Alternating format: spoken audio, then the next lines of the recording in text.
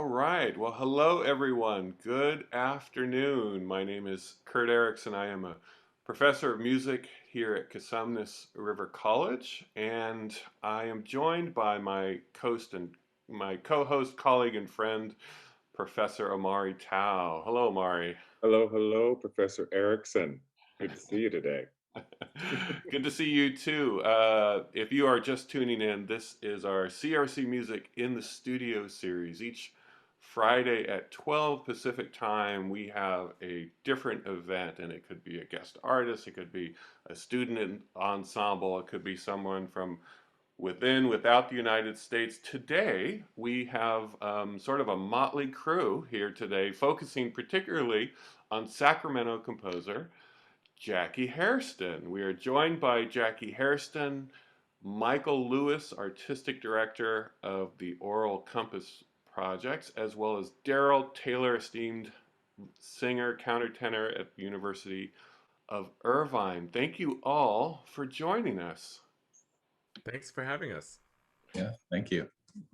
Good. So today we have this group assembled here because we are going to talk to composer Jackie Hairston, and we're going to actually screen a video, short documentary about her life, about her music, her composing career, and this is something that's been part of a series that is put on by the Aural Compass Project, led by Michael Lewis, and Darryl Taylor has also been actively involved with this. So first off, welcome, and let's kind of get to know each other a little bit. Jackie, you've been to our campus. It's great to have you here and get a chance to learn a little bit more about your music and your life.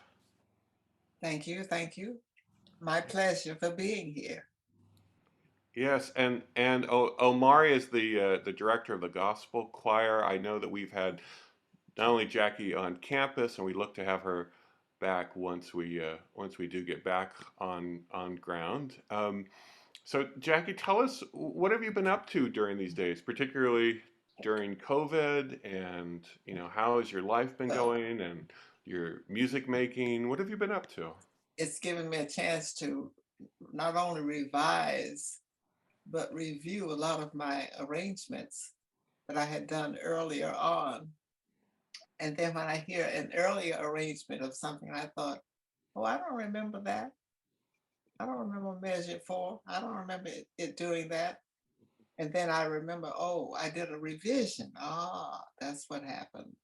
So that's the only problem I have with myself is trying to not only renew but review and interview some of my own work so that they have a brighter touch for today. Yeah.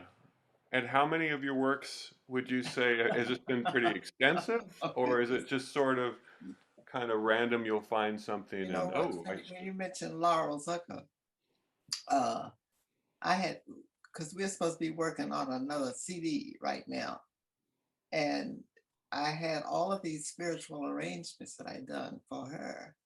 And then she sent me, I got these two books in the mail. I thought, I wonder who sent me these. And it had no identification. And then I said, Laura must have sent these. Spirituals by Hugo. I kept forgetting Hugo's last name. I thought, oh, I don't know this person. I knew of the name, but it gave me a chance to look at it. And I thought, well, I know what I can think of a slick way of doing this with Laurel. I can have her play the melody of what would be the voice part, the soprano part, and I'm more improvisational than anything else, and allow me to create a piano accompaniment behind her singing, playing the actual melody that, for instance, a soprano would sing, and For that's those of you, fun. Yeah. for those of you who don't know, Laurel Zucker is a flutist, and I'm not sure if she's still faculty member at Sac State, but has taught a lot of the area flutists and has been a frequent collaborator with Jackie on various projects. And so they came to campus recently, or in the last few years or so, and performed a concert of works there. Jackie, I love the notion that you have this improvisatory aspect to your work, because it really, I know you from sort of live performance and live interaction. And there really is, I know that you will take to the keys and sort of reimagine what key do you want it in, the kind of sort of idea that it is living and moving. Yes, So that's a really exciting aspect to your compositional style. thank you. Yes. And full Like disclosure, Kurt, before we went on, you have got to show me again how to move the whole screen over so I can bring in my finale so you can hear this piece I created just last night. I was just going to mention this before we went live. Jackie was sharing with us that she has some original music that she was putting up on finale, and we're trying to figure out how we can share this. What you want to do is do share screen, Jackie, because moving it over isn't going to show us. You want to share your screen. Yes. And at the bottom of you should see an indication for share screen. Okay. I see share screen. Okay. This is art alive, folks. If it has sound, you have to be sure to click share sound when. Oh, look at that. Inside. There we go. Okay, here we go. I forgot to say you should make sure that what's on your left on your desk.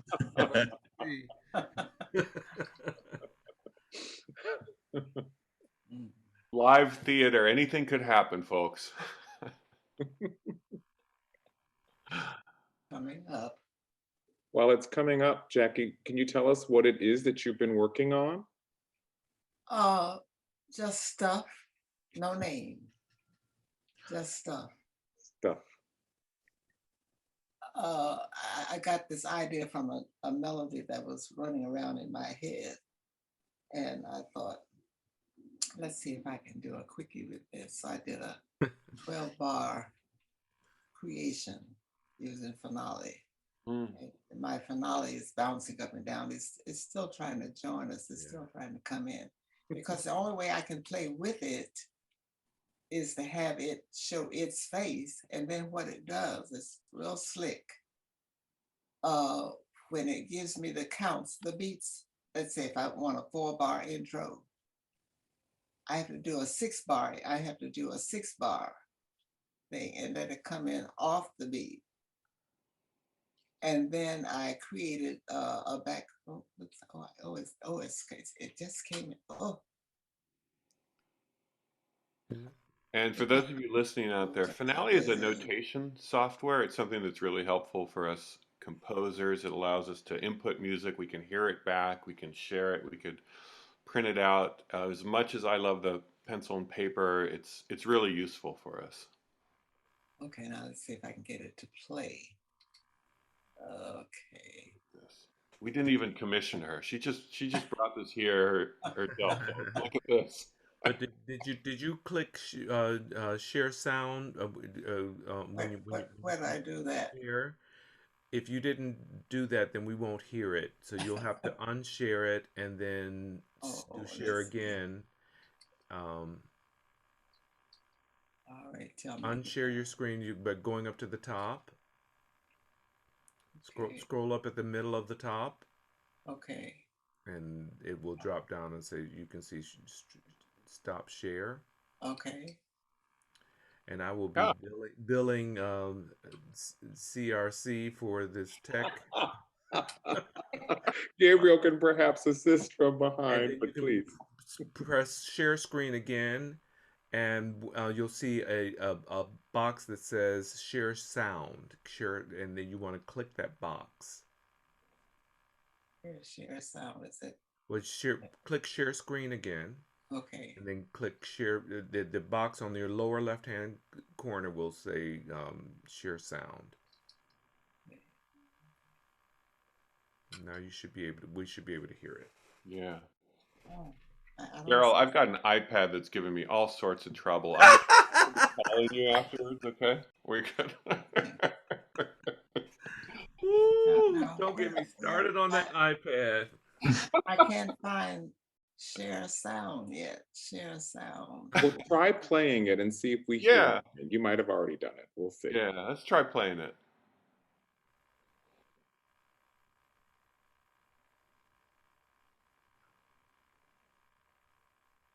No, we can't hear it. Well, it's not playing It's not either. playing yet. It's Yeah. not playing yet. Oh, It is loading. Our IA says that it is loading. yeah. And it's for two pianos right now. Is that correct? All Oh, we can hear it. Great.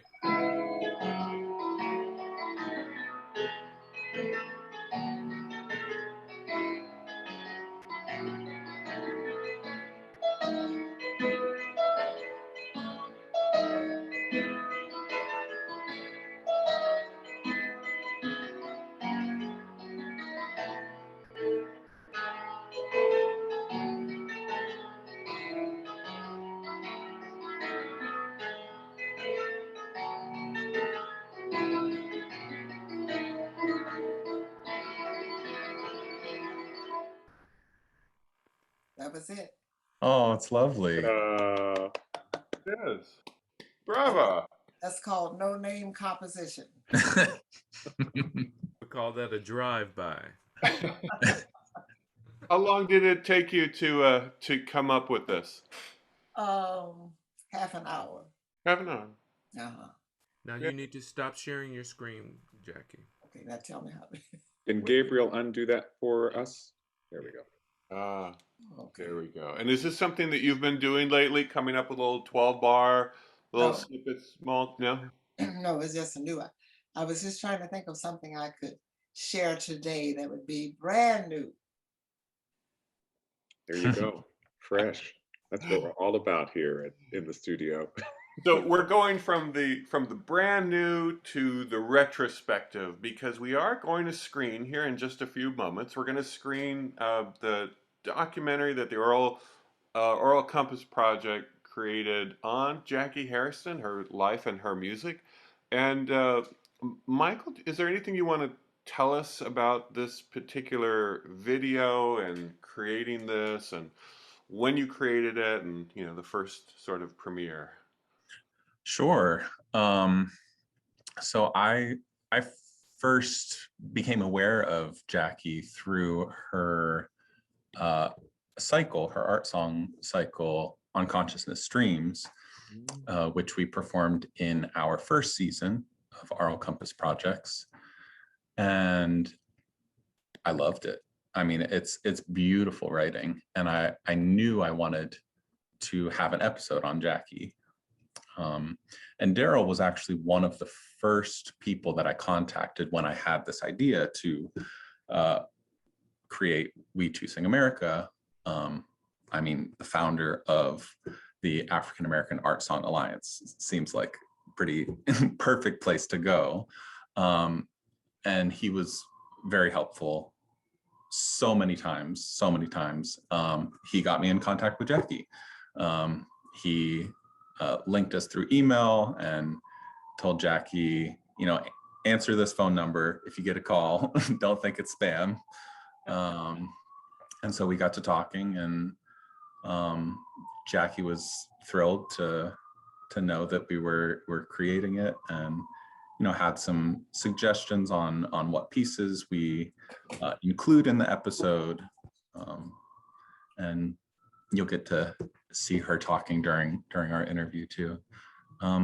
No, I just enjoy. I mean, Jackie is. So yeah, my first experience was that song cycle. So I'm like, oh, she's this amazing art song composer, which she is.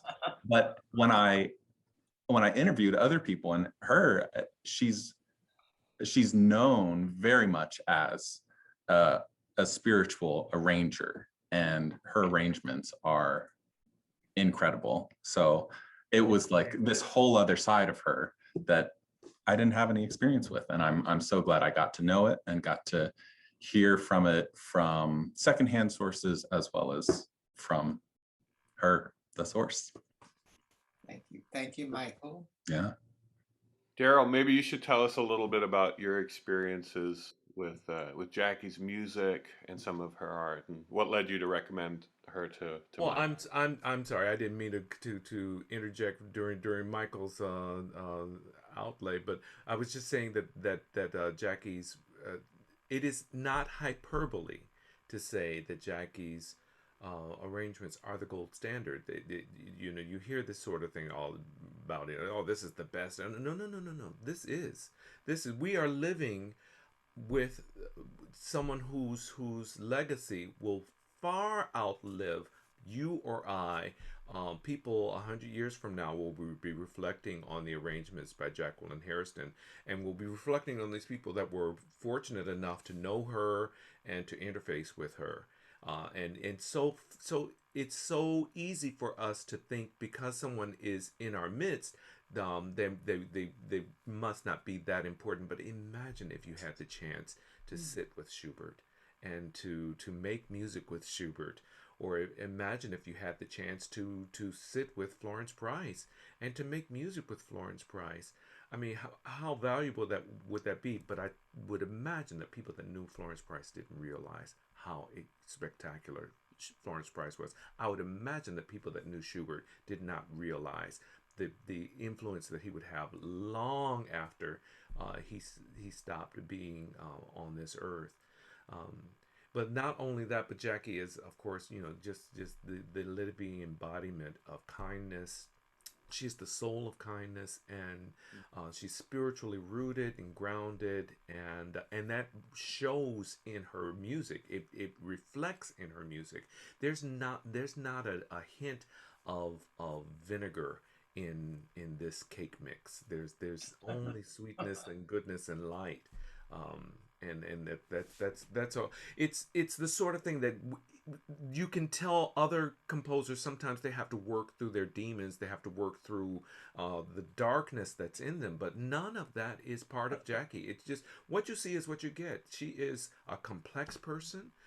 She's a very fine and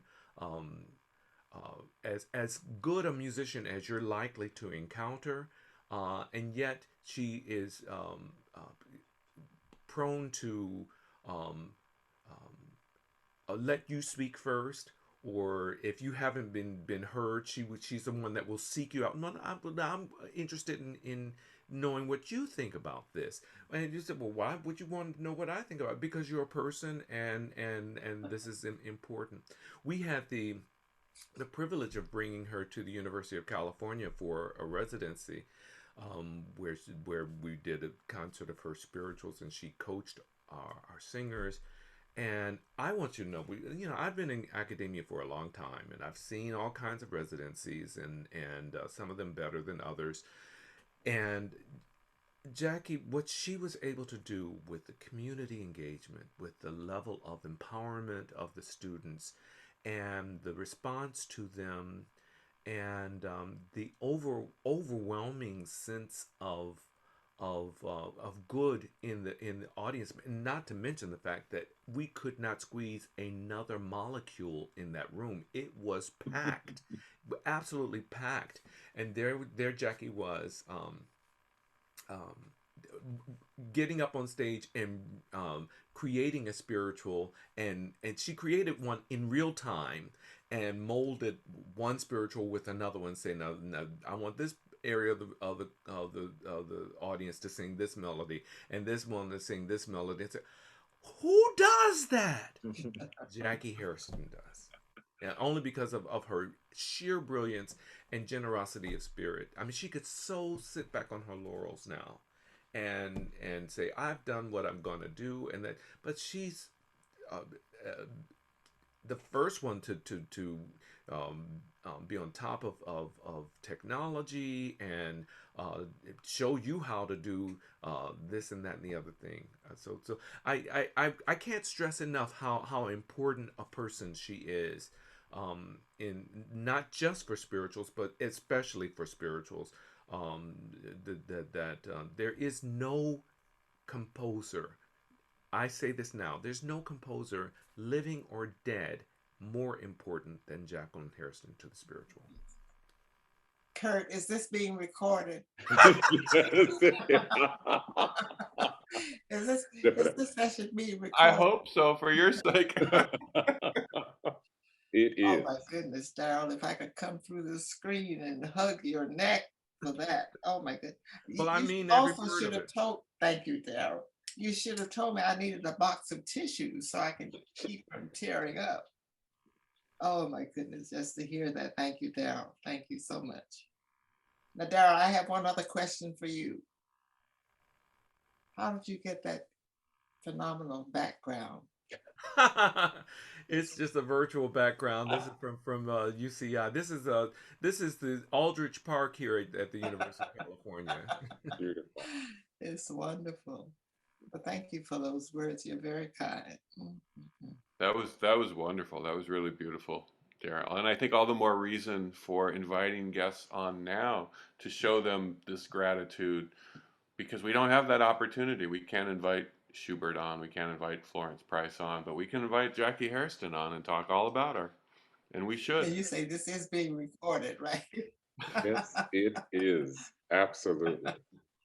No, it is true. You are a humbling figure, um, and I love, Darryl, what you were saying about just sort of she is what she is, and I've never felt there was some bizarre ego with Jackie. I felt like she was a kind, incredible person that just whisked into your life and was willing to take you along with her on this incredible musical journey, and you're just sort of humbled by that just beautiful humanity. And so Oh, we're grateful to have you here today and to Wouldn't you agree, Omari, that you feel better for having interfaced with her? absolutely, You feel like a better human being. yes. It kind of, I think you sort of said, you was like, why are you interested in me? Why? It's so not what so much of our society is about. And we're here at a college and thinking about our students and how they're building their artistry. And I always sort of tell my students that you're the future of your industry. So, you're making relationships, who are you, where are you going, all that kind of stuff. And so just connecting on a level of authenticity and joy in the search. I find that in Hairston's being, persona, and consequently in the music. thank you so much, Omari. Thank Absolutely. Well, even just showing us new music that she wrote recently. I mean, that's joy. Let me show you. Let me show you what I've created. That's wonderful. Mhm. well, thank you. Thank you. My Well, pleasure. all these wonderful comments. Maybe we should go to the video so we can learn a little bit more about Jackie and hear some of her music and hear all the accolades that other colleagues are going to talk to her or talk about with her. So we'll screen this video now, and then everyone stick around, have your questions ready. We'll have more Q&A and interaction as soon as this ends. Thank you.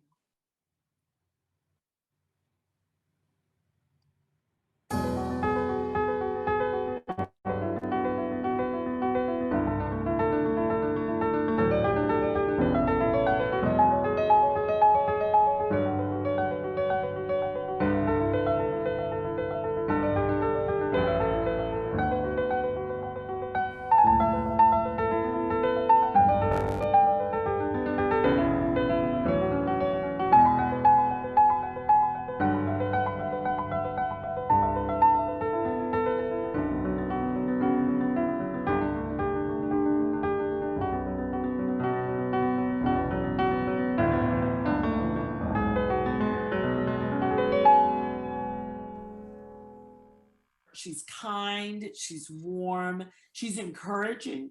She is always humble, which I just love about her personality. And actually, that's what I've enjoyed about my journey with all of these living composers is having an opportunity to see them as people. And not one of them has been anything but kind to me. Pianist, composer, and vocal coach Jacqueline Hairston was born in Charlotte, North Carolina in 1932. Her father was a mechanic who appreciated music deeply and could sing anything. and her mother was a school teacher who discovered Juilliard's pre-collegiate program while getting her master's degree at Columbia University in New York City. Hairston was writing songs long before she had a piano to play in the 3rd grade, and music was constantly being played in her mind. Her 3rd and 6th grade teachers noticed and nourished her musical talents. We didn't have a piano in the home, and so I was intrigued for music. I think I was just entrenched with it from birth. And I would say, "Come hear the song I made up." And my mother would say, "Oh, silly, we don't have a piano." And I would pretend like the kitchen table was the piano.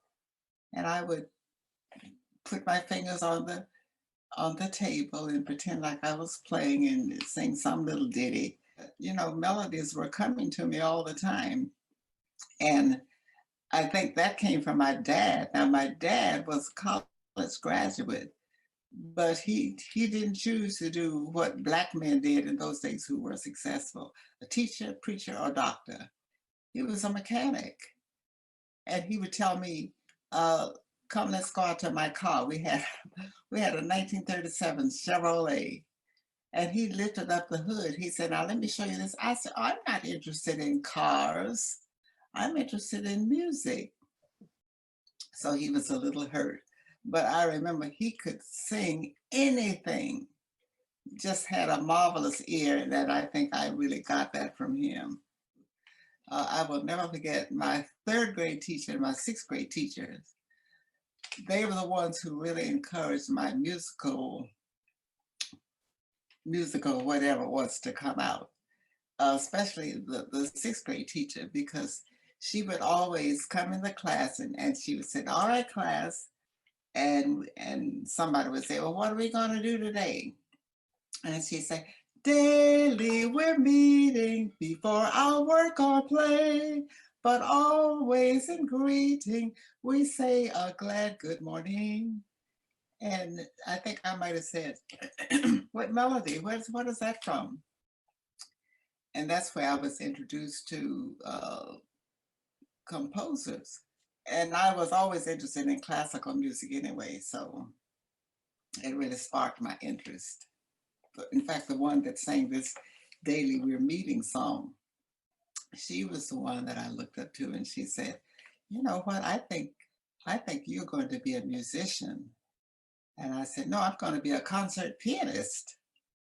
And she said, "Oh my, that's impressive." And so it was back to my early days. That's when I was introduced to. My mom was an elementary school teacher. Now other than singing in the church choir, she wasn't as musical as my dad. But she was working on her master's at Columbia University. And that's when she found out that Juilliard had this special program just for kids. And so she put me in that, and that ended up being my early high school years that I took those 3 consecutive summers at Juilliard. As I said, I could hear things, and I had melodies running around in my head. And I would go to the kitchen table, since we didn't have a piano then, and pretend like I'm playing these little tunes that I'm making up. And then that's when I thought, my parents thought, "Well, you know what, we better try to get a piano in the home, because we might have a basket case here with this kid pretending to create tunes on the kitchen table." And so I guess about 3rd grade, I think that might have been when we finally got a piano. And I remember that first piano was a Wurlitzer. That was the first at-home piano. While at Juilliard, Hairston studied composition with Evelyn White, who urged her student to write music in the classroom. Hairston got her bachelor's degree in piano performance at Howard University School of Music in Washington, D.C. She played in every section of Howard's orchestra on the flute, violin, and trumpet. Hairston earned her master's degree in music and music education from Columbia University in New York City. A woman who was from my hometown was from Charlotte, and her name was Evelyn White. And she had a marvelous instrument, a vocal instrument, but she also taught a little bit of composition. And she encouraged me to write things in the class. that others could sing along. She said, now, Jack, keep it simple now. She said, because I know you're quite advanced in your introduction to this, but keep it real simple. So yes, she was encouragement for that. Evelyn White, I'll never forget her. Well, first off, I met Jackie at her home because her brother I was doing the classical song of Black composers, wanting to do a film and wanting to do a series of, just when I was wanting to do a series of performances and researching it. Her brother was Dr. George Butler, who discovered Wynton Marsalis as well in both classical and others, who was the producer of Nancy Wilson, and he was the vice president of Sony. And so I went to him in New York because he produced so many famous albums and all, to get his guidance. And he said, well, meet me in my sister's house in Oakland, since I lived in California. He says, I'll be there at such and such a time. So I visited him and talked with him. And then his sister said, I write music. And you know how you go, oh, sure. Okay. And so she said, well, I can play some of it for you. And I said, okay. And I went over to sing some of this music. And I about fell on the floor. I sang through 3 pieces that are classic pieces that some of the greatest singers in the world sing, of course. I just heard Larry Brownlee sing both of them. This Little Light and No Ways Tired, which is her theme song, which is the song she's most famous for because it's one of her most innovative pieces.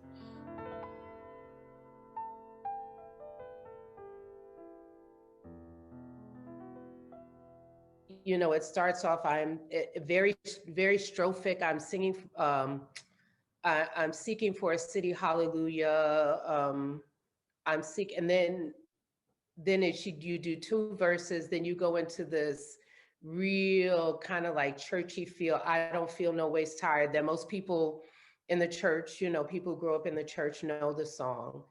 And then when you get to the end of that, she put a coda on it. I don't believe he brought me this far. And it, you know, it depends on the temperament of the singer, how that is expressed. You know, I can't believe he's brought me this far. I won't believe he's brought me this far to leave me. She added, I mean, it's not uncommon in the church, you know, with hymns, you know, for singers who sing the hymns as soloists, when they repeat the chorus, to add a little bit of something, as we have a running joke, you know, give me 3 loops at the end, and on those loops, you know, it's literally the 3 loops, and then she notated every loop. If you ever come to the Black church, you can see them, you know, somebody singing a hymn, and you'll see. That means loop that song.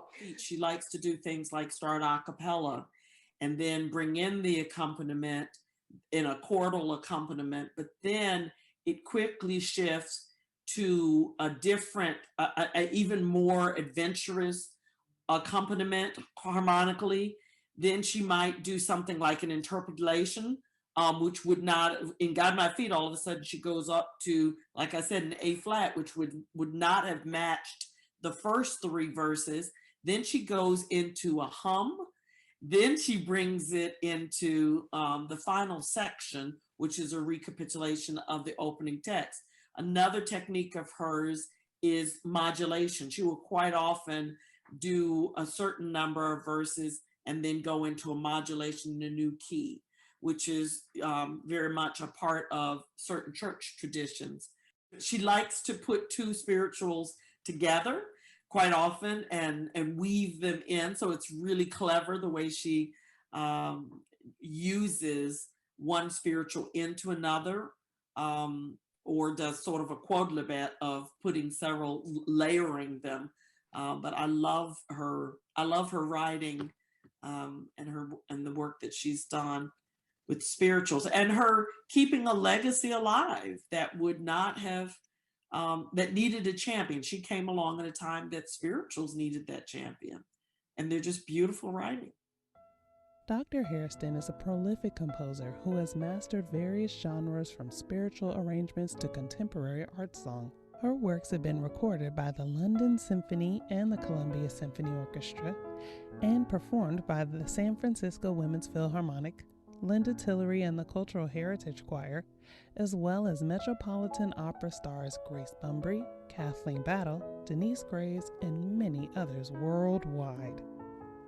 When I remember as someone when I was in school, elementary school, I had heard about Leontine Price and actually tried to get a piece to her. Of course, it didn't go anywhere. But then I heard there was this younger woman, Kathleen Battle. When she did her return to the Met, and I'd heard of her all along, I still had no knowledge that I would meet her. But when she returned to the Met, I've forgotten what year that was. That's when I sent her something, and she was impressed with it.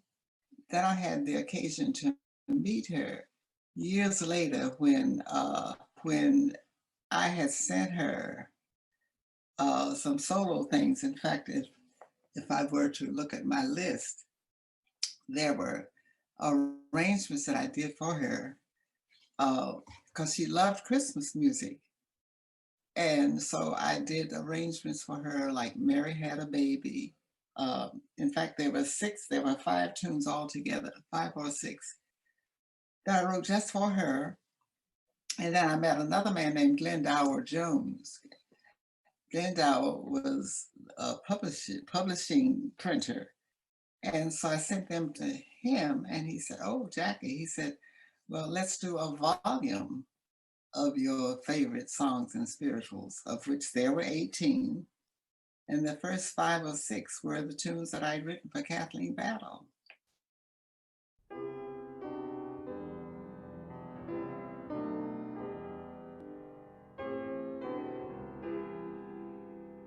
Remember meeting her at a restaurant. It was near my hotel where I was staying. I was in Northern California, and so she came to visit with me, and we immediately hit it off. And as part of that, she asked me if there was a spiritual that I particularly liked, and I remember us meandering to her car, and I said, "Oh, I have always liked the spiritual Lord I'll Go." And she says, "Oh, I don't know that one. Will you sing it for me?" And so I sang it for her. And she had this recording. She recorded it. And she took my, I remember singing it because it has many verses. Lord, I'll go, Lord, I'll go, Lord, I'll go, Lord, I'll go. If the Lord wants somebody, here am I, oh Lord, send me. Maybe friendless, Lord, I'll go, maybe friendless, etc. Maybe motherless. And we used to sing this in my church, the call to discipleship. It would really render people, get them, verved up, and if they needed some courage to move to the front of the church. And so to truncate my presenting that, I said, Lord, I'll go. Lord, I'll go. If the Lord wants somebody. And when she did the arrangement, she went, which it just is kind of like this like a song without words that you fill in the blank there.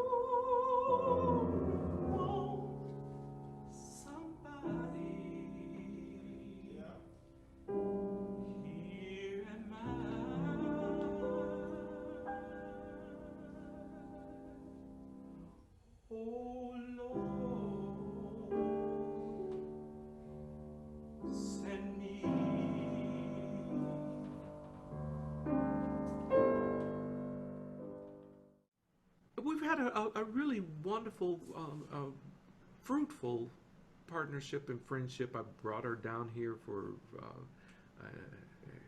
residency on her works, and I encourage some. She's a very good resident artist. I mean, spectacular. She is by far the best as a residence artist. Interfacing with the students, inspiring them, interfacing with the public, just amazing. No matter what genre she chooses, Hairston writes music perfectly suited for the voice. She reveals a clear understanding of the instrument with her ability to display lyric vocal virtuosity. Hairston's kindness and openness have been the hallmarks of her many musical interactions and collaborations. This benevolence, in conjunction with her spirituality, informs the music she creates.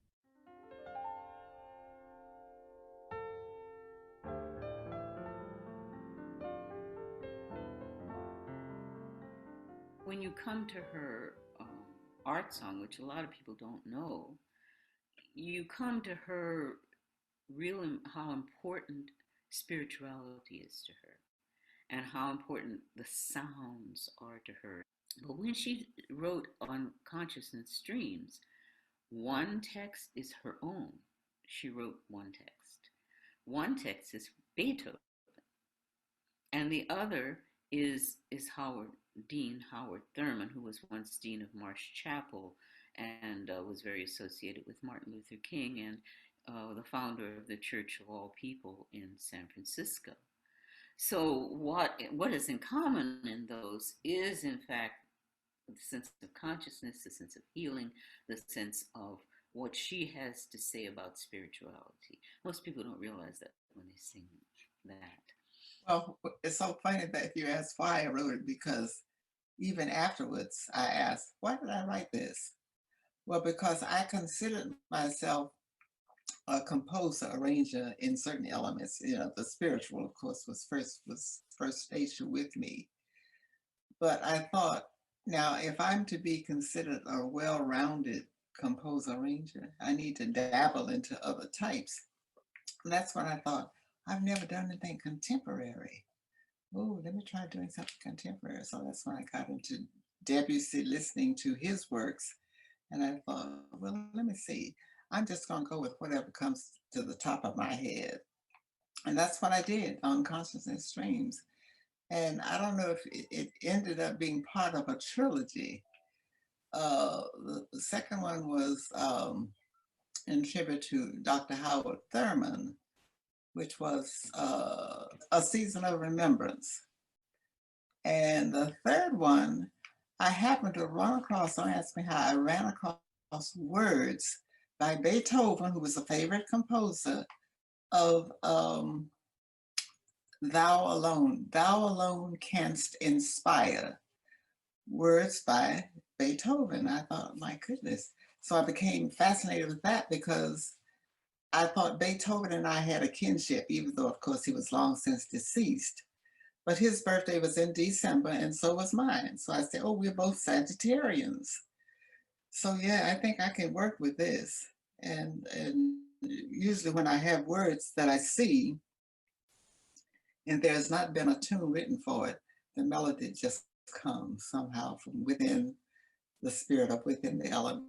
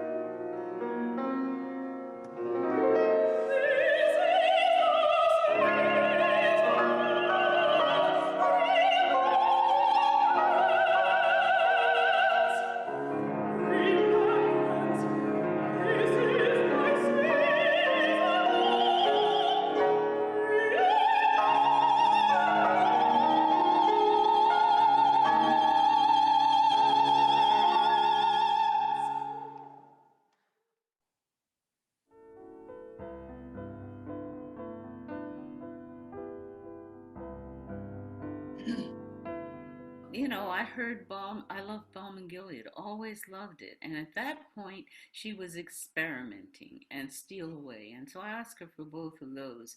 And she did the most unusual settings that I realized were art songs. They weren't spirituals. Now, what's the difference? A lot of people don't understand the difference. Very clearly different. Number one, you're not bound by any of the rules, and spirituals have rules, right? State the head, put only certain variations there that are allowed by the composer and within the harmonic structure. Many people, of course, with spirituals make mistakes and try to put gospel ornaments in early harmonics, and that doesn't work. But with an art song, the artist is setting a poem, the composer, and he or she starts off right away setting that poem, putting in the ornaments that they want, usually from the very beginning, changing the melody if they wish, and most of the times they wish, from the very beginning. And so it's like any other leader or something, it's theirs. It's a composition to that poem. It will even have, though it has hints of the spiritual, you cannot say that it is that spiritual exactly anymore. It is that person's take melodically is different on that spiritual. Jacqueline is very much into healing. Her CD is a healing harvest. She has courses in spirituality and music. And so you know that she wants this piece to be healing. And so to combine the healing aspect of Balm and Gilead as it is originally, and then to put in the melismas, and then to put in the jumps, and to make them piano as she asked for them, is just a feat, a technical feat. And you can't think of it as a traditional spiritual because you will not use a lot of dialect in this. This is an art song. And if you try, you will detract, actually. If you think about that song,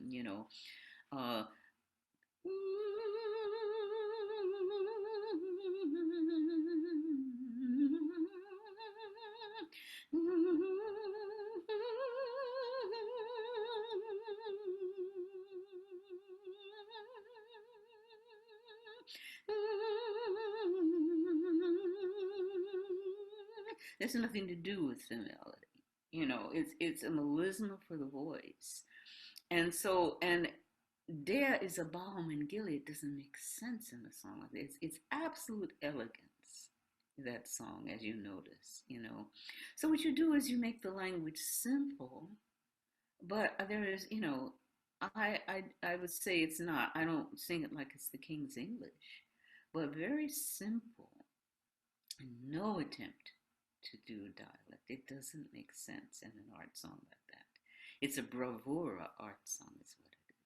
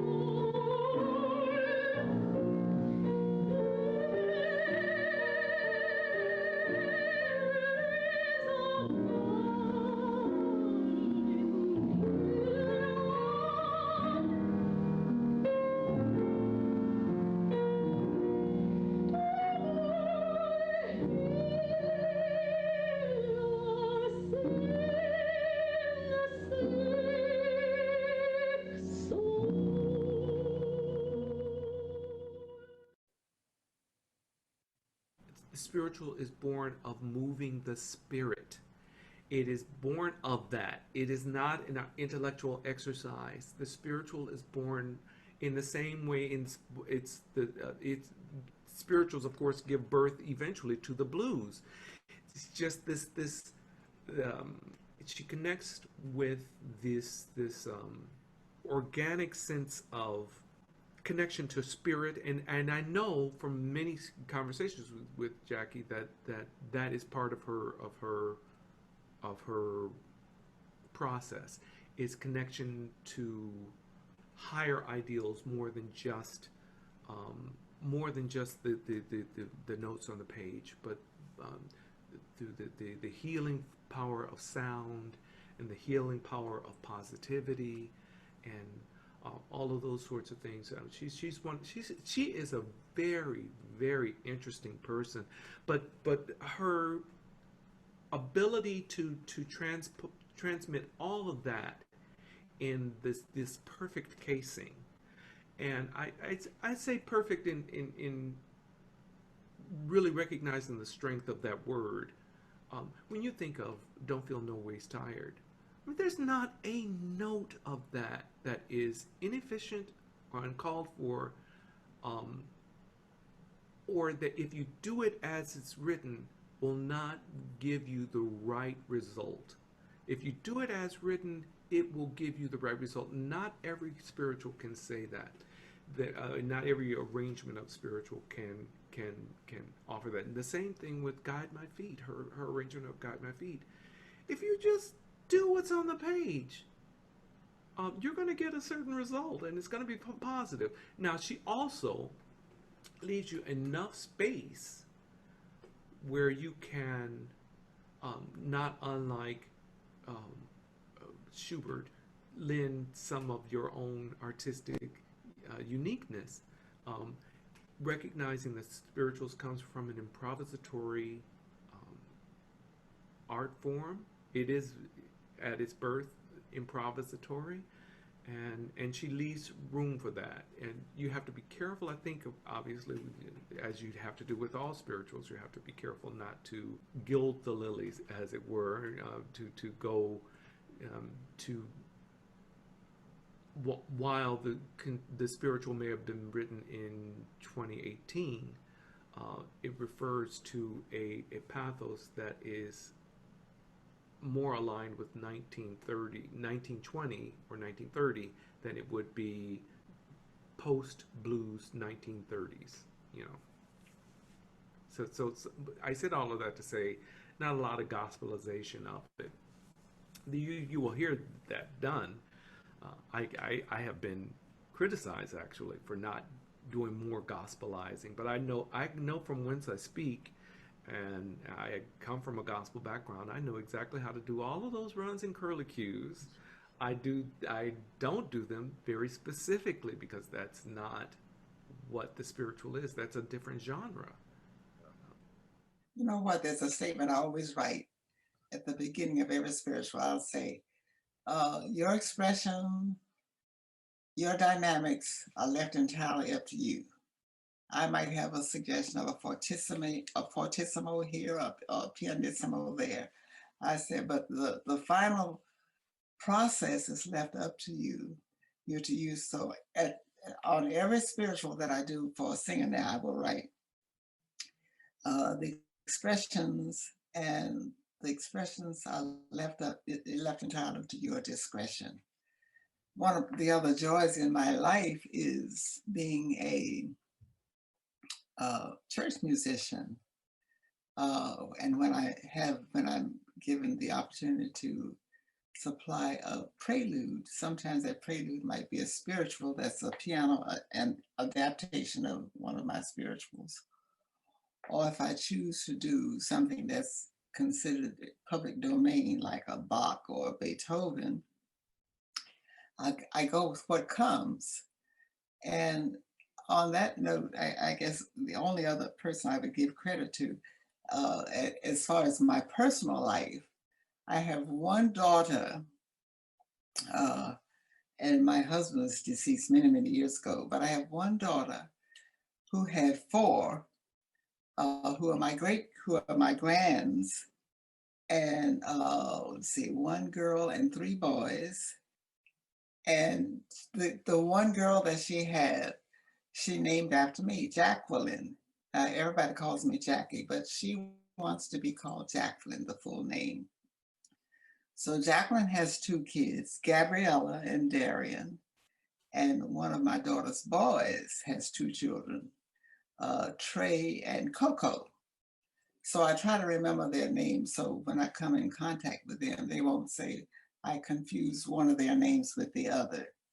But that's the joy in my life, my present life, my private life, is enjoying my one daughter who I'm so proud of, who works with UC Davis on the administrative level, and then my four great grands that I always have to think of fondly.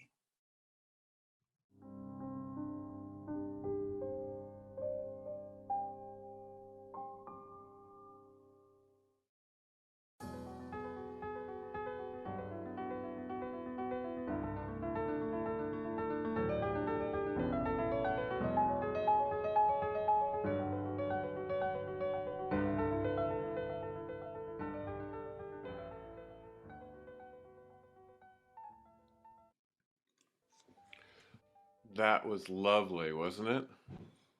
Absolutely spectacular. Wonderful, wonderful production. So insightful, and yeah, a joyful celebration of a joyful, fantastic person, human, composer. Fantastic. Thank you so much for that. Really, we need to ask our other guests, Darryl and Michael, to turn their cameras back on. I believe we were turned off during the during the film, so you have to turn it back on. Mine says, oh, there we go. I had to wait for the host. Okay. Ta-da. Fantastic. Beautiful. Kurt, if you don't mind, I have a question. Um, you know, I'm so excited to be on this screen with you all. They're all new friends now, because I know Jackie, but I haven't met Darryl and Michael before, and I'm so grateful for you to be here.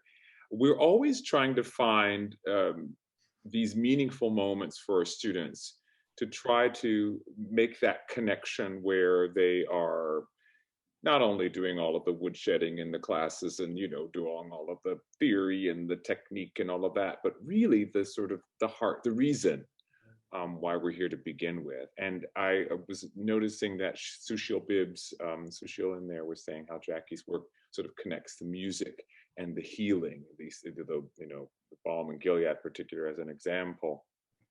And I also noticed, Michael, that Aural Compass Project sort of has in its mission statement a sort of very kind of similar idea, as our students try to figure out making these nexus points come together. Can you tell us a little bit about Aural Compass Projects, how it, maybe when it came to be even, as opposed to just the what, why?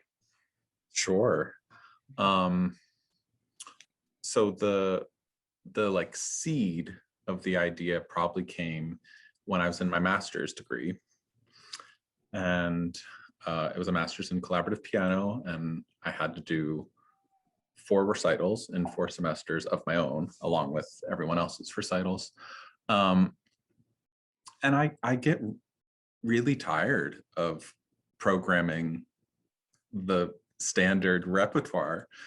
So I said, okay, I'm gonna find some music that people aren't doing. And there are so many names out there that I still have yet to learn.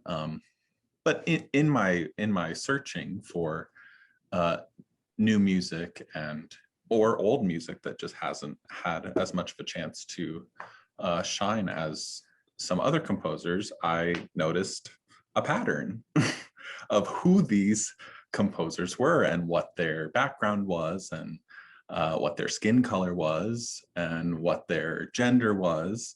So I said, okay, this seems stupid. Like, this music it's music. It's great music, and it deserves to be heard. And if you didn't know anything about these people, you would just, assume, oh, this is great music. But because of the world we live in and the society we live in, there is, censorship, or people, I talked to William Grant Still's daughter for this series, and he got turned down so much. Although when they first listened to his music, they would think, oh, this is amazing, and then they would learn that he was Black. So when I realized that there was such a wealth of these composers that absolutely deserve to be heard, I said, well, I'm programming concerts, like on my own with my partner. We would program concerts outside of school, and I said, okay, so let's start being very conscious about what we're programming. So this was probably like 2016, 2017. And then I spent 2 years at an opera company. Didn't really have much time to do anything else. I still did a few concerts. And then I said, okay, next year I am going to be a freelance pianist. So I'll have like gigs here. And why don't I start an organization that highlights this repertoire, that like unearths repertoire that has been buried throughout the years, that commissions new works by composers that aren't getting the chance to be commissioned. So that's kind of how it came to be. I have to thank an incredible sponsor named Roma Witkoff, who is one of the big donors at Arizona Opera. We became friends while I was there, and I actually became her piano teacher for about a year. She started taking up piano lessons at the age of 96, after not playing for 40 years. And she was fantastic. We were playing Bach inventions by the time I left. And anyways, I'm going off on a tangent, but this was 2019 that I decided to start Aural Compass Projects, which is a play on words of moral compass, for anyone that didn't get that. And so we had a basically full season without COVID. So we made it to our last production, which had 2 performances. We got to do the first performance, which was Lift Every Voice, of the concert that featured Jackie's work, along with a bunch of other composers that I had never heard of, or at least I had heard their name, but I didn't know their work, anything about their lives. So that's when I started to learn about Darryl and African American Alliance, and so many other organizations that are out there, Videmus, Louise Toppin. I learned about Sushil Bibbs. I said, when you were putting this together, pardon me, no, go ahead. Did you find, I worked in the music library in college, and I'm right here with you when I think, like, what is this on the shelf? How come no one's doing this? I want to put this on my recital. My goodness, there's so much here. But do you find, that it was difficult to find a Jackie Hairston, to find music by composers? I mean, obviously you were finding them somehow. Was it difficult to create programming? And how did audiences respond, or do they respond? How do they respond to this programming? I mean, is it like, well, that's music, I don't want to hear that, or what is this? Do they share that curiosity and interest, do you find? Sure. Well, where I started was, what pieces do I already know? So for the Lift Every Voice concert, I knew the John Carter cantata, and I had performed it with the soprano that was going to be on the concert. We had already performed it, so we said, why don't we do this again? It was so much fun. And there were some other pieces on there, but honestly, a lot of it was pulled from the Willis Patterson anthology, which are kind of, they're the most well-known. They're done a lot. And I forget what is the newer anthology. Maybe that's the one that Jackie's in. And that's where I found Unconsciousness Streams. This one? Maybe yeah, that's the one. Mm-hmm. Yeah. And I forgot the second part of your question. No, just wondering how audiences are responding to to the work, to the presentation, the notion of aural compass, moral compass, meaningful music, new to them composers, possibly. Mm-hmm.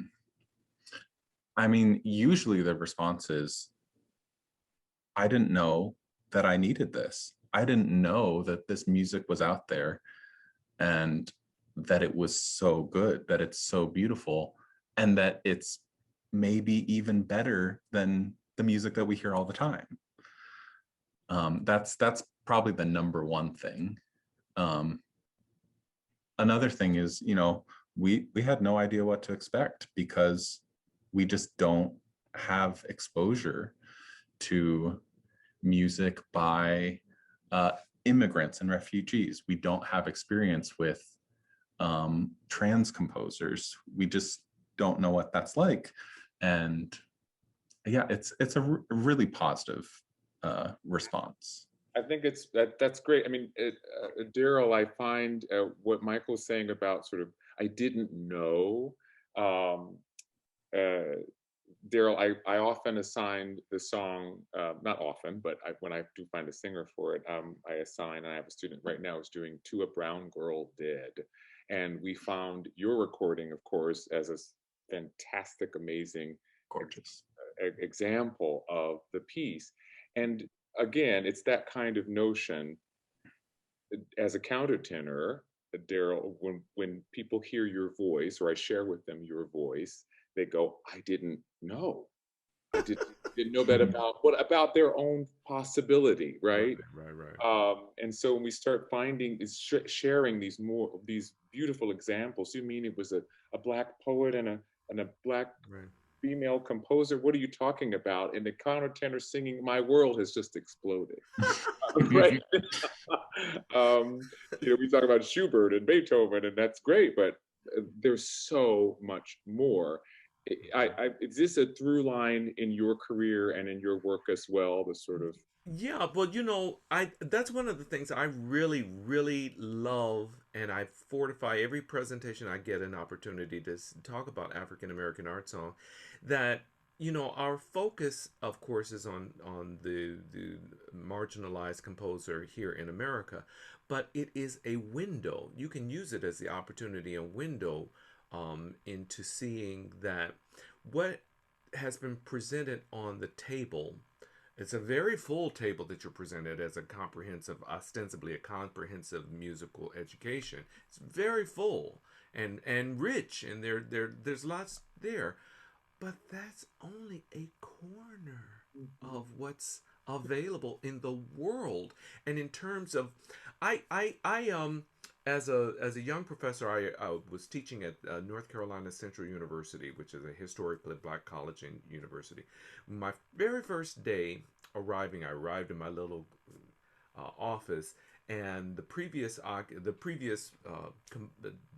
professor had left some things, including this poster that said "The Masters of Classical Music," which you may have seen. It's kind of like dogs playing poker. It's one of those iconic sort of posters, and it has Liszt at the piano, and Bach, and Beethoven, and Chopin, and I'm at a historically black college and university. Say, this is what these students are seeing when they come in.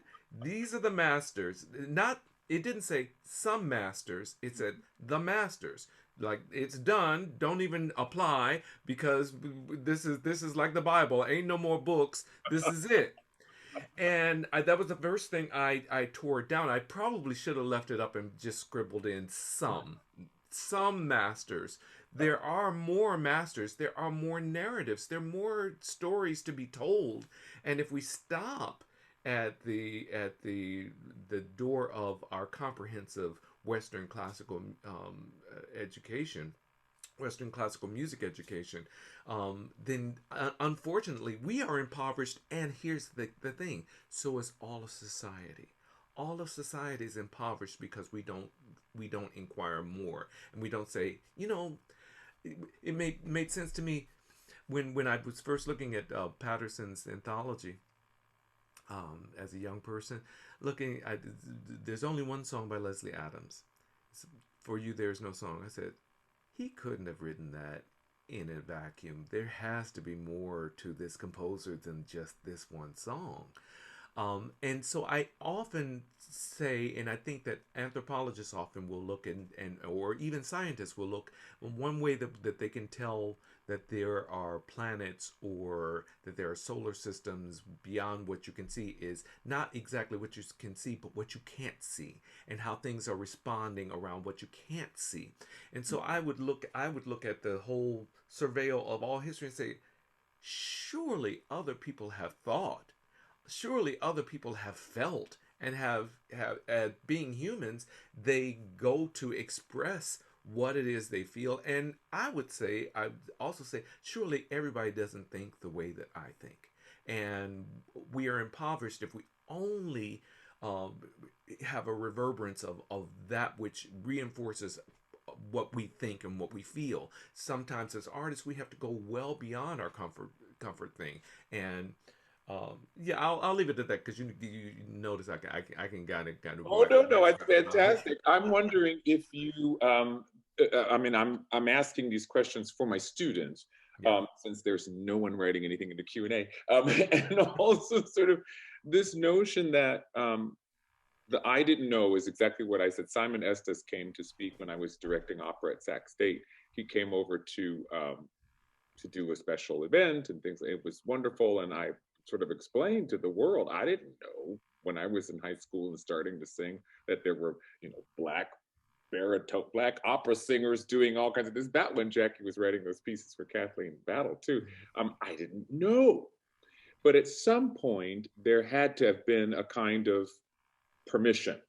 The knowing is one thing, and then the kind of moving toward it. Um, Darryl, did you have any?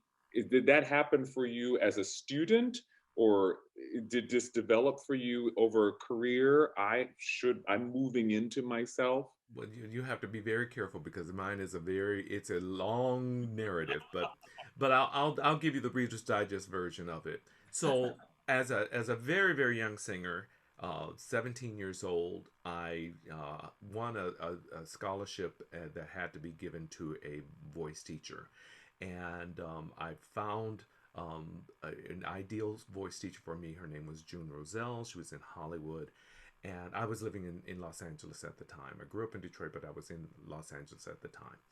And as I was working with June, June says to me, Darryl, I mean, she's preparing me now for college entrance auditions, which she's very responsible, giving me standard repertoire. But she pulled my coattails and she says, you should look at music by Black composers.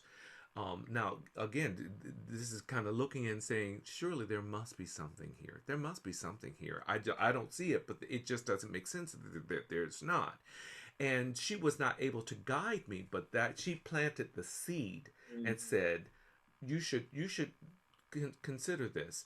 I obviously took that seed and ran and went and nurtured it. And fortunately, I like Jackie, I walk in a certain spiritual way. And when the universe was telling me to go back to Michigan, go to the University of Michigan, I listened to the universe, and I was rewarded by studying with George Shirley and being in proximity to Willis Patterson and being a student at Michigan at the same time as Louise Toppin. All of those things, flowered and helped me to walk into my purpose. So that when the other big thing that I did was, because it was not part of the curriculum largely at Michigan at the time. There were some courses, but it wasn't you could take them as an elective, but they were not required at the time. I knew that this was something I wanted to know more about, and so as a graduate student, every paper that I had to write, I directed it in some way to Black studies, so that I was educating myself, and saying, okay, I'm taking 20th century music history. I'm looking at this big book that has 2 chapters on the Second Viennese School, and you don't include the first time inclusion of a whole race of people in classical music. There's not really even a mention of that. Okay, well, I'm going to tell you what you should have written about. And so that sort of thing. And in doing that, it's very interesting. I also wrote like a content and analysis on William Grant Still, and for my bibliography class, and the instructor of that course says, well, Darryl, I think you might be one of the principal investigators in this field. And I said, what, me? I really wasn't thinking that way. He says, yeah, I think you have the makings of doing something really powerful in that. And so those little seeds, it's not enough that people plant seeds. People are planting seeds in you all the time. It's important for you to listen to it and then nurture it and recognize that even as you're growing from meager means, that can blossom into bigger things. And also walking into your purpose, walking with God. I know we're at an academic institution, but I'm a spiritual person, walking with your higher power, and not feeling like you know everything, and being able to be guided. I really love, taking this back to Jackie, I really love her spiritual guide, my feet, because that has been my saving grace. It has been my saving grace.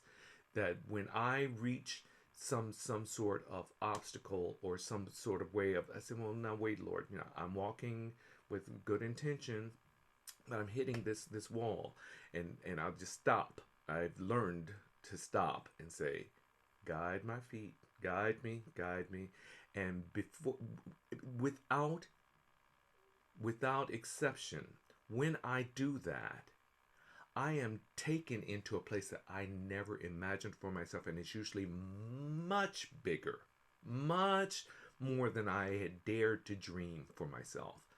Simply because fate was telling me, why are you going there? This is too little for you. You're not thinking big enough.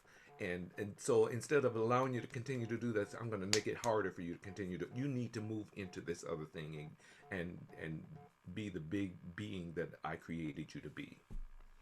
Fantastic. I love that. Moving and growing into there's so much growth there. Glenn Dara Jones is here, classical folk reprints, and making comments there too. So welcome. You can get some of this music. We actually I put in the links, websites to everyone here in the chat. They're available for you. Definitely Aural Compass and Darryl Taylor. For you, there is no song. There's a recording on the website. Treat yourself, people. Treat yourself.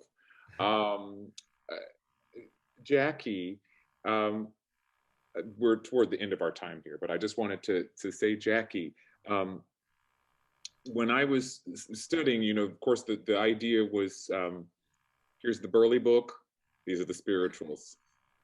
And that's it. And I was like, ooh, Burley, you guys need to see this. And how many times can we go down, Moses? Right? But I love that, Darryl says that your spiritual arrangements are really the gold standard. And I kind of think about so many composers now who have explored the spiritual. Sushil was mentioning how you sort of do arrangements, but you also do these sort of more artistic art song versions. Who are you listening to, Jackie? I mean, I know that it's, I know you love Beethoven too, but who are you listening to, and how is that shaping any of the things, if it is, what you're thinking about, like the small composition you brought for us today? And by the way, the art song that they played in full from Stream on Consciousness Stream, sorry. I was like, Jackie, where is the opera? Where is your opera? Every time I see you on the screen, I don't know what last session we were on here together, we were like, well, we're trying to get her to write an opera. My gosh, it's such gorgeous stuff. I'm thinking, where is this coming from? And at least today, who are you listening to? There's an inner voice that comes out all the time. In fact, when I was first asked that about writing an opera, that's why I turned that over to Sushil, because of her experience in doing all kinds of works, which is why she did the work on Mary Ellen Pleasant. Do all of you know of Mary Ellen Pleasant, who used to be called Mammy Pleasant? So when I was first asked, why do I do an opera? I said, well, I'll turn that over to a researcher like Sushil, who would do an excellent job with that. So no, there's no opera coming. Okay. There's no opera coming. Yeah. Omari planted that seed. We're all petitioning the heavens. Come on, Lord, strike her. Send that the inspirational thunderbolt. Heavens. I love it. Thank you. But I just appreciate everything everybody has said. As I said, I'm sorry I didn't have a lot of tissues here with me, because this is just earth-shattering and beautifying to hear. And Kurt, with your expertise, some of this should be coming your way. Did you hear me, Kurt? This is about you right now, and I'm happy to just keep the spotlight on you. I love that what Darryl had said earlier, referencing about the healing power of sound and how much. I mean, I wrote this in the chat right away. You hear that it's so obvious and it's so present in your music, and I think that's really wonderful because we can talk about the analytical side and the notes on paper, but really, I mean, when it comes down to it, it's about be moving and being moved, and that's I and we all hear that clearly in your music. So Okay. thank you for that because it's a gift. It's a gift for all of us. And I was going to ask Lisa, is Lisa still on? Is Lisa still there? Yes. Lisa with the cat? Yes, ma'am. Hello. I wanted to hear a female voice in here. Oh gosh, I just took a bite of a sandwich. Hello. Thank you so much for asking. That is Dr. Lisa Beebe. Those of you who are unaware, Dr. Beebe here at CRC's campus teaches world music and rock and roll history, ethnomusicology, world music, all kinds of different things. She's brilliant, and we're super happy. And she usually hosts these events too. We sort of take turns from week to week, depending on areas of interest and kind of who invited again. So I usually ask one question, and I don't know how much further you wish to go, Kurt, but this is my last question, and it has to do with it's my final welcome to my show question. If you were when you were in classes, now looking back with your career where you are now, all of you, what courses would you have wished there were when you were studying?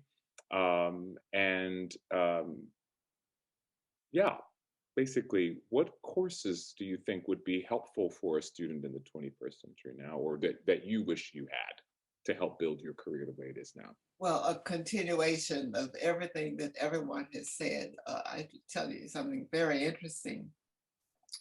When I like to go to bed with the TV on. So I turned MSNBC off, I said. And I remember that one of the areas where I provide music for is a senior center in where is the place? It's in I started to say Elk Grove. No, it's in Oakmont of Roseville. And I designed the whole program in bed after I turned the TV off because I decided, let's see now, it's close to Christmas now, and they'll invite me out there again. So I planned the whole program thinking of, and I remember one gentleman whose name is Sam. Sam's wife had just died. And he used to always ask, even though they know I played, because I love Broadway musicals. So and I try to think of things that go way back to the times that they lived in, like Take Me Out to the Ball Game, I Dream of Jeannie with the brown hair, or Trees and so forth.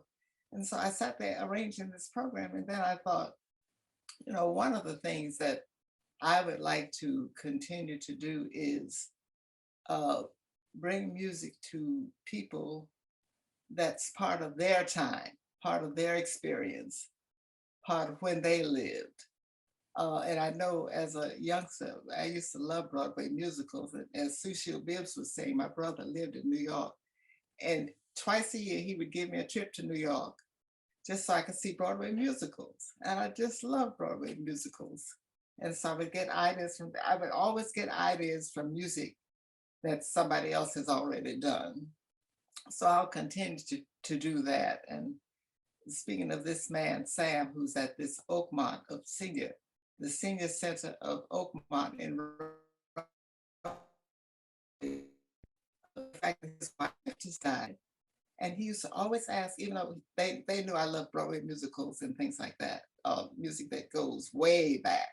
And he would always ask for the Blue Daniel Waltz. And I remember that his wife had passed, and I thought, there's a young pianist, pardon me, who is the son of one of the great singers at Sac State, Fisher. Her son is a marvelous player. I thought, I know what I'm going to do. I'm going to tell him to sit down at the piano because he used to drive me there sometimes. I'm going to ask him to sit down and play the Blue Danube in waltz time, and I'll ask Sam to get up and dance with me. I'll leave the piano. So I have those kinds of visions that are just kind of way out there. Had nothing to do with music, with the real source of music, but things that I want to see other people happy and other people experience the things that have made them who they are and have brought them to that point. But the one thing I want to do is commend each of you. I mean, I could, if each of you taught a class somewhere, I think I'd run and be in it. Each of you.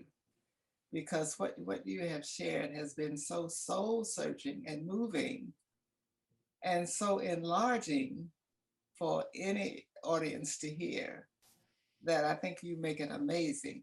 Now, Kurt, let me ask you, who is for this to come together, what is it, the Aural compass? Is this your term? Is that your term? Aural compass?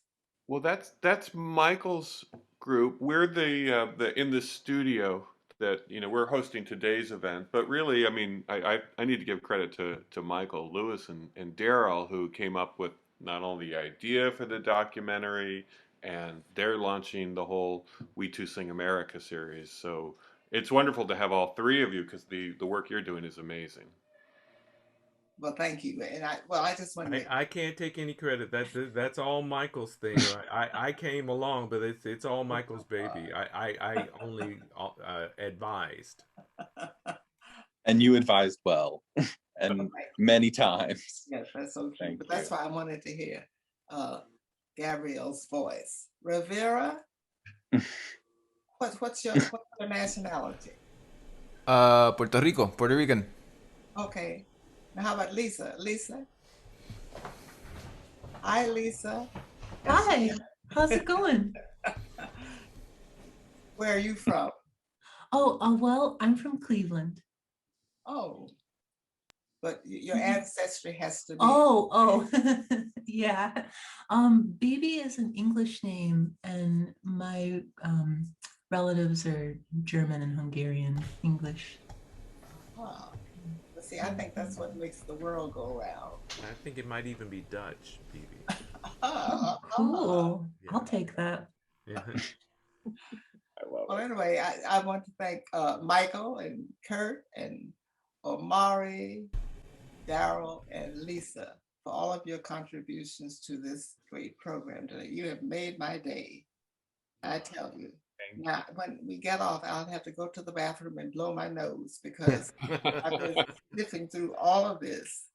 It's just been so wonderful to see. That's why I wondered, is there a recording of this recording that's going on now?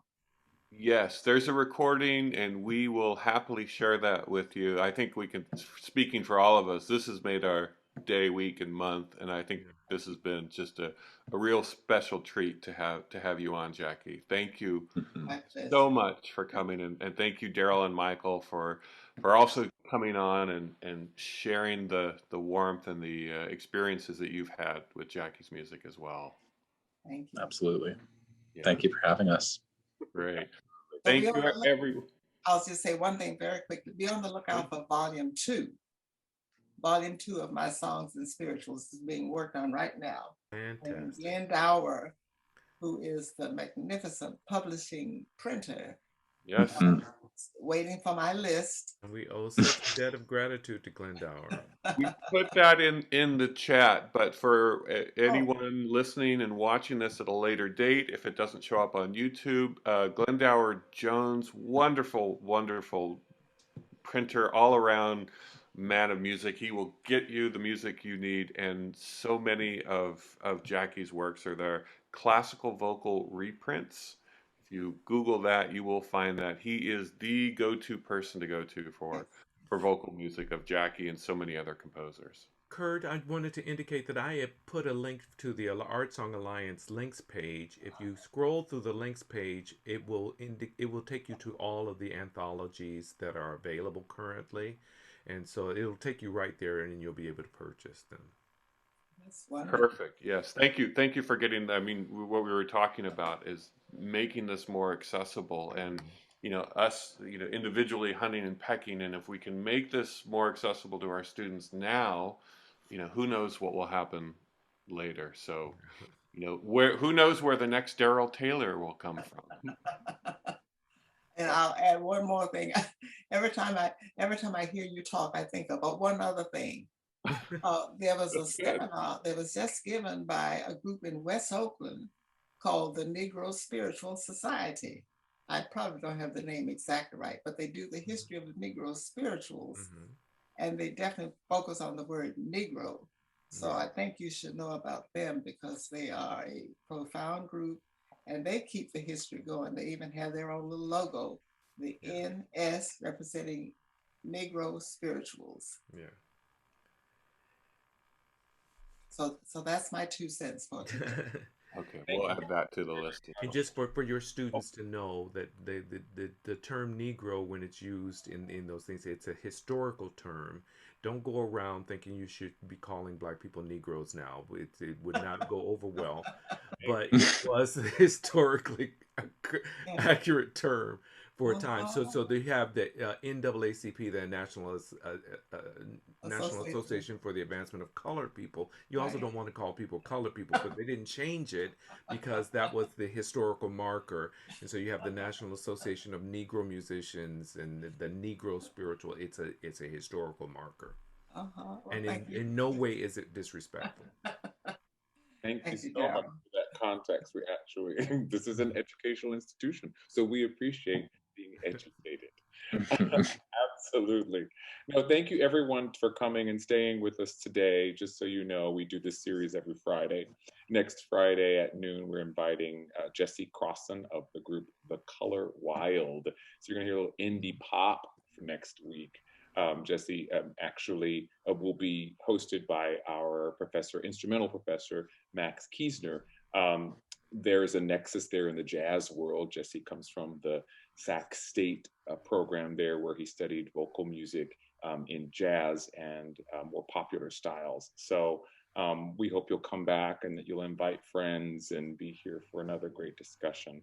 Thank you so very much. Omari, before we turn off, what's under your hat? Where's your hair? Hiding. It is hiding, Jackie. They're on purpose. I was looking for your hair. Oh, there's a little hair here. Not nearly as much as in my photo, and not nearly as much as me. Well, Michael, you have the look. He has the look. You have the look, Michael. Thank you. Like Delilah one day come cut it all off. The show's over and the claws come out. I see how it Thank you, everyone. Thank you so very much. This was a good group. Thank you all. Thanks for the invite. Wonderful. Up to you, Jackie. Thank you. And cheers. Cheers. For a glass of wine. So I'm cheering each of you. Thank you very much. What's that?